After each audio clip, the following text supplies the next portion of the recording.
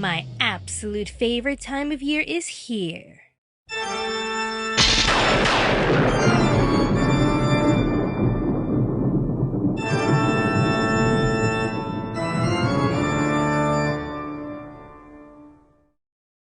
Now, around this time of year, I tend to take suggestions from Facebook to see which Halloween titles you all want me to review. Well, there's one title a lot of you wanted me to do last year, and I recently grabbed a copy of it for myself. So now that it's the perfect time of year to review this one, I am finally going to talk about one of the most beloved titles of 2011. Next to Madoka Magica. Blue Exorcist. The story of an aggressive youth named Rin Okumura, and all he ever wants to do is make his younger twin brother and adoptive father proud. One night, however, strange creatures began to appear, all having their sights on Rin. Before Father Shiro could keep him out of the danger, Satan himself appears to take Rin away. For you see, Rin and his brother Yukio are both spawns of the ultimate evil himself. Satan wants Rin in order to have a body he can possess so he too can roam the earth freely, but Rin won't succumb to his orders and decides to fight back. Now Rin vows to be an exorcist so he can avenge his father's death while doing what he can to be stronger. In order to do so, however, he must attend a sophisticated school with other students learning how to be exorcists, students like Izumo Kamiki, Konekomaru Miwa, Chiemi Moriyama, Renzo Shima, Ryuji Suguro, and Yukio?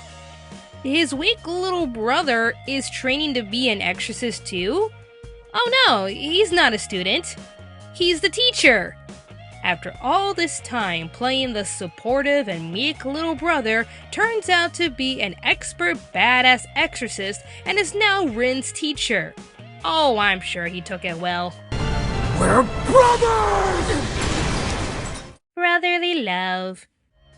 So, where to start this review? Well, I can definitely say it was one of the better titles of 2011. The story was pretty decent, the characters were all memorable by design and some by personality, and the animation was top-notch. If we're going to start somewhere, I'd say let's cover some of the main characters, since there's a lot to talk about. Rin Okumura is, in my opinion, the perfect lead for this kind of story. We witness through his childhood and current teen years how emotionally vulnerable and real he is. He was the kind of kid who could barely hold his own emotions to himself, let alone snap at anyone who really got to him. This gave him a negative image he never wanted for himself, but he had little to no power to change what others thought of him. Just listen to the commentary from these ladies. Look out! How do you even raise a child like that? Look at him! He really looks like a devil! Yeah, and your words aren't helping the situation, lady. You're only going to churn out more anger and distress if all you're going to do is sit there and judge him. For God's sakes, he's just a little kid. This is supposed to make us feel sorry for Rin, but I think it was more to portray a realistic situation of what a character like Rin would face. He's not only different, but he's prone to lash out and get really angry when he fails, or if someone really gets to him. He wants to better himself and be a stronger person so that his father and brother won't have to worry about him, but his emotions always get the better of him. That's an amazing portrayal of a young, emotionally swayed boy. We get to see him test himself and watch him grow into a person he wants to be, and feel like his father would actually be proud of him. Not to say that he already wasn't, but Rin always felt like a burden to his family, no matter how hard he tried. Just look at how happy he was to get a job thanks to his family, only to lose it due to one dumb mistake. You feel his anger and relate to him on so many levels. Life is frustrating depending on your circumstances, and Blue Exorcist gave us a remarkable lead for a story about a troubled child learning he is the son of Satan.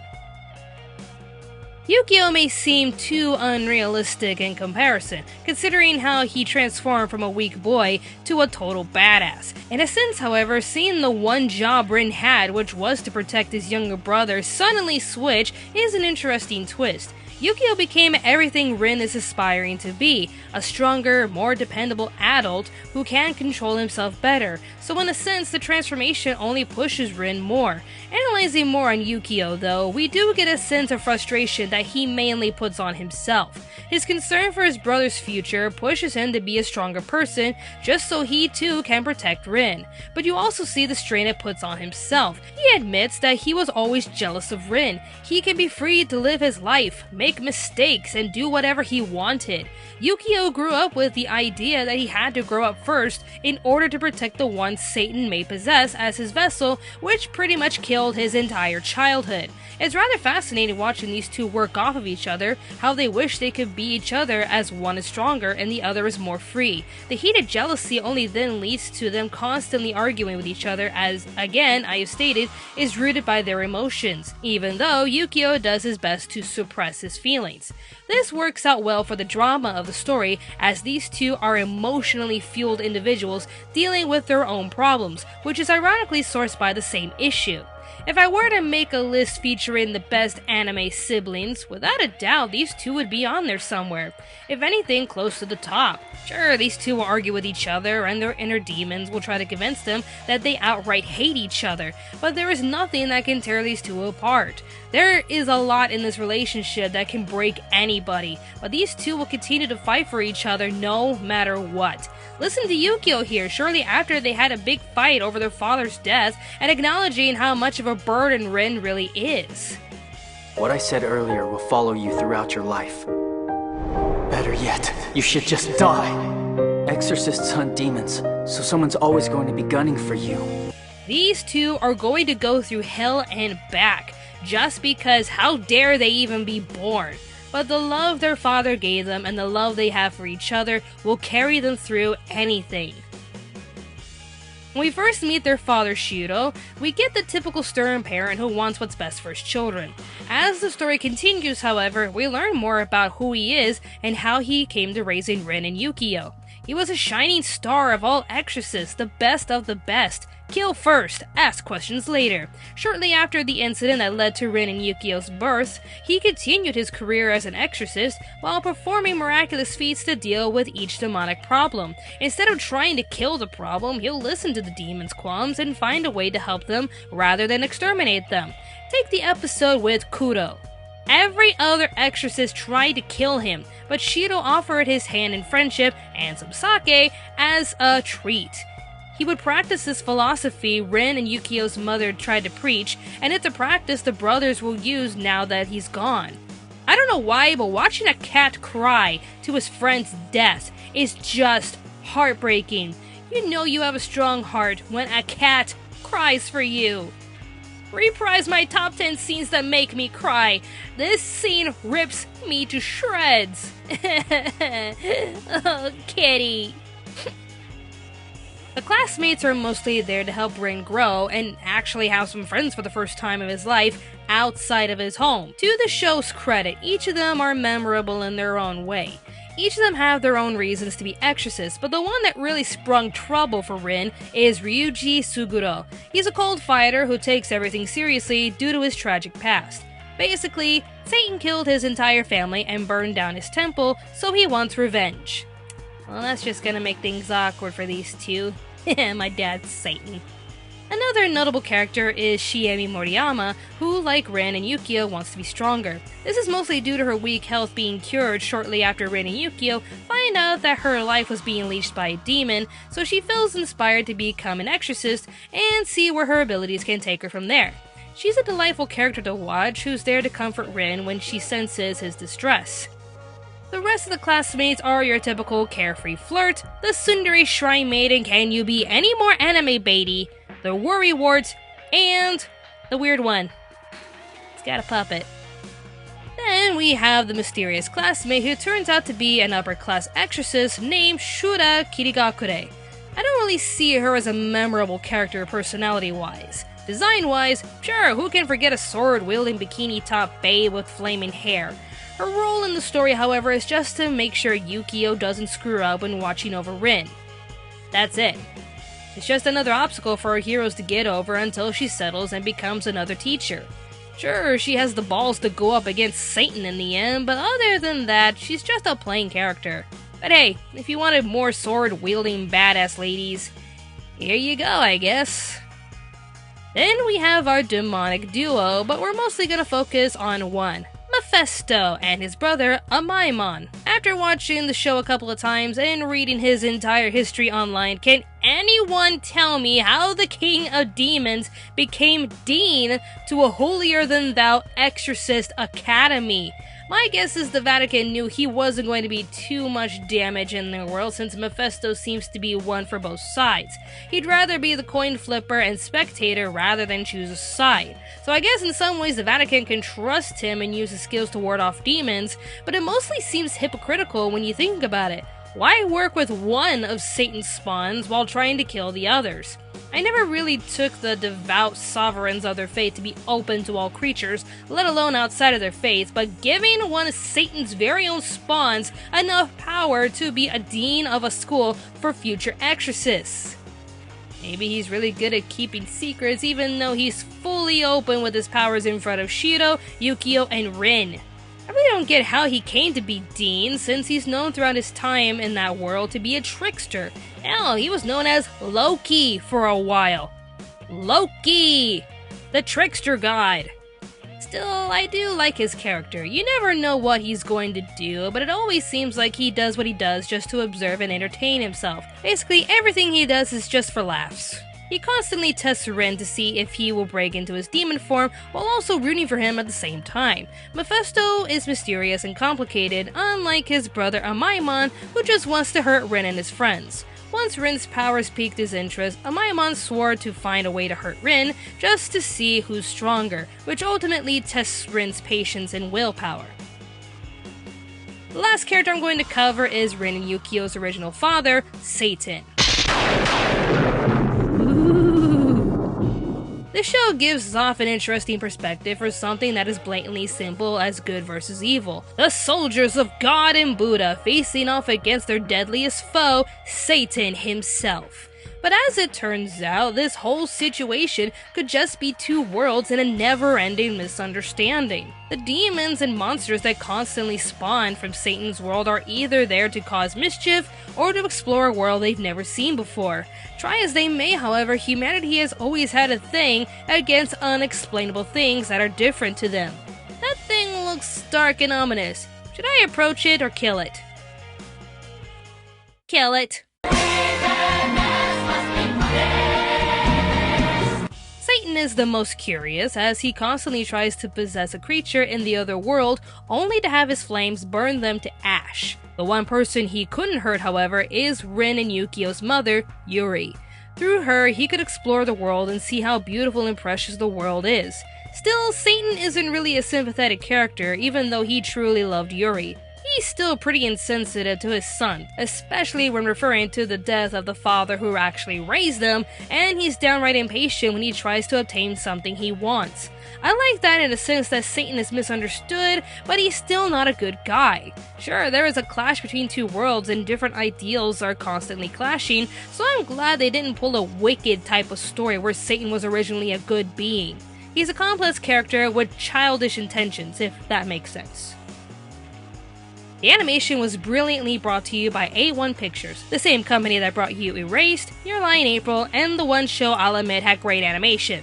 I will say the one thing A1 can really get right is animating raw emotions. Watching these characters experiencing the joys and sorrows and downright what the hell moments is brilliantly drawn by this studio. For God's sakes, they made a cat cry! Hug the little kitty! The opening credits do a brilliant job portraying the drama we're going to witness and the raw emotion our heroes experiencing, especially in the first opening, Core Pride. Notice how it portrays Rin at his lowest in a cold, raining, depressing scene. As Yukio is there to hold him up, Rin decides to stand up on his own 2 feet and fight for his life while trying to get stronger. So yeah, the opening credits did their job right to set the scene, but as for the ending... Alright, I do like this ending. It's our main cast dancing to this catchy song, and sure, why not? Wired Life did more to relate to the drama of the series while showing us some interesting imagery. It even keeps to the real narrative of the show, which is the relationship between these twins. Voice acting wise, I believe this is a great dub from Aniplex. You have Bryce Papenbrook as Rin, Johnny Young Bosch as Yukio, Christine Cabanos as Shiemi, Kirk Thornton as Shiro and Satan, Cherami Lei as Yuri, and the one and only Wendy Lee as Shura. Hell, we even have a cameo from Crispin Freeman. How dare you summon us again? Have you learned nothing? You are not worthy You of our... will obey me! Curses, she snapped out of it. Of all actors we get to voice a dog demon, we get Alucard. With no hint of sarcasm, that was brilliant casting if you know why. There really isn't a character that sounded out of place. Sure, it all sound terrible to all you sub-loyalists, but I can assure you, Blue Exorcist's dubbing is really done well. The overall story does a really good job portraying a unique drama. A story of Satan's lover giving birth to his children and having only one of them born with his powers fully intact. What kind of drama can you get from such a complicated story? A lot when done right, and Blue Exorcist does it right. The show starts off well-paced as we watch Ren grow and witness the tension rising the more we watch, but some would argue that the ending to the anime was a bit questionable. Blue Exorcist is another victim to an anime-only ending as the manga continues throughout production and is still being made today. But to me, out of all the anime-only endings we've gotten, this one at least tried to up the drama by introducing us to the brother's grandfather, Ernst Frederick Egan. Without giving too much away, just imagine him to be the most religious father you've ever known, and from there you can imagine his delight when he heard his precious daughter got knocked up by Satan. But the ending still focuses on the relationship between Rin and Yukio, while still giving us an open ending as far as we're concerned with Satan. It may have seemed rushed and forced in, as we were right in the middle of Rin's relationship with his classmates getting tense, but I still find the ending to the show pretty well done for an anime-only ending. We've had worse. That's all I can really say.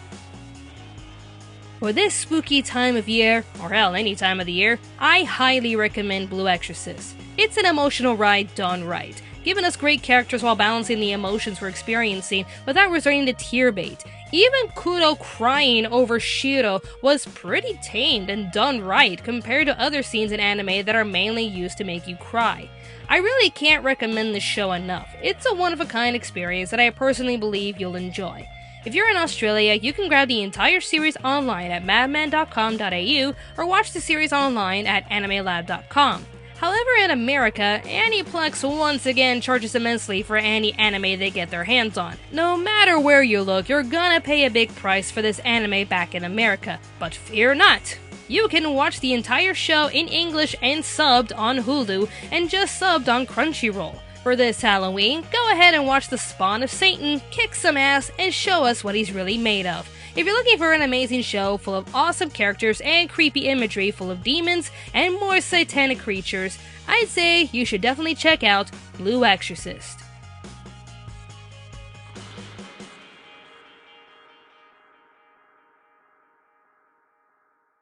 Seriously, Megan, can you tell me how Mephisto became dean of the school, let alone an exorcist working for the Vatican?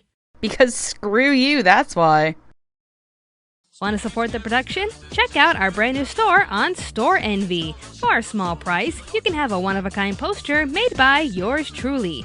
If you can only give a small amount to help us out, check out our Patreon page. Any amount you wish to give us goes towards our production needs, so anything you can give us helps us a lot.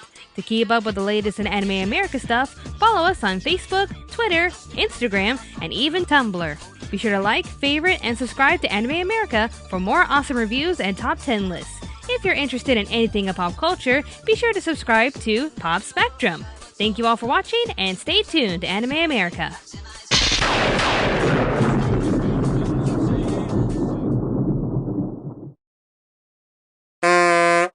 Johnny, rosin up your bow and play your fiddle hard, 'cause hell's broke loose in Georgia and the devil deals the cards.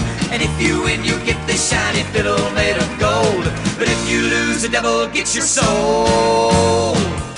All those in favor of hanging Bill? Aye! All those opposed? Nay! The ayes have it. Hit Bill! That's not even a So, wait, the devil bites people? It was an awkward phase. Sometimes I try less seducing the lost and wretched and just try biting them every once in a while. You have issues. I'm the devil! I fell into a burning ring of fire. I went down, down, down, and the flames went higher. And it burns, burns, burns, the ring of fire, the ring of fire. So, yes. What you're saying is, Yes. that I Yes. should blow shit up. Yes. Wait, no. No. Do it. Doing it. When the porter closes, pull his sleeve up to expose his wounded arm and kiss your friend's dead face. What? Kiss his face. No, that's disgusting. It's what the book says to do. We did like 5,000 things from the book, okay? Okay, could we, like, eat part of him? No! Oh! I'm just trying to help.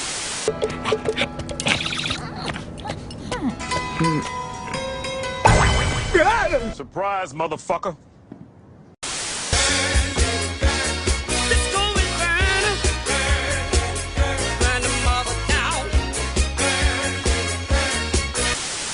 Ventura. Yes, Satan? Nevertheless, Valjean does feel guilty and takes her to the hospital, where she tells him that she has a child who needs to be taken care of in case she dies. And then she dies. Boy, wasn't that good timing. If you don't show yourself, I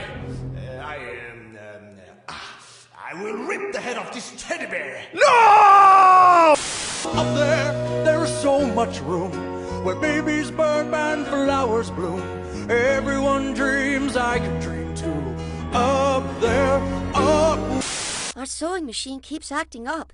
It's like it's possessed or something. How come every time a stupid appliance acts up, people say it's possessed? I love Satan. I love Satan. Call a priest.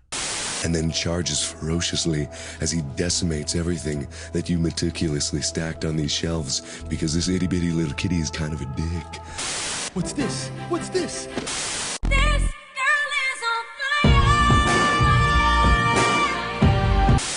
Oh my God! What the hell's going on around here? Could it be Satan? I am your father.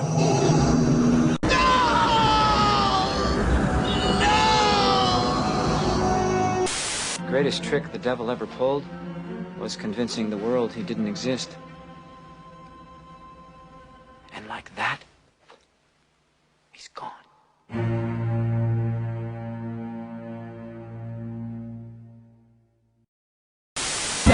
Dance, devil, devil, devil, devil, evil, evil, evil, evil songs. Hell, you know that's how we get along. The world is full of sinners, so how can it be wrong? Singing death, death, death, death, devil, devil, evil, evil songs.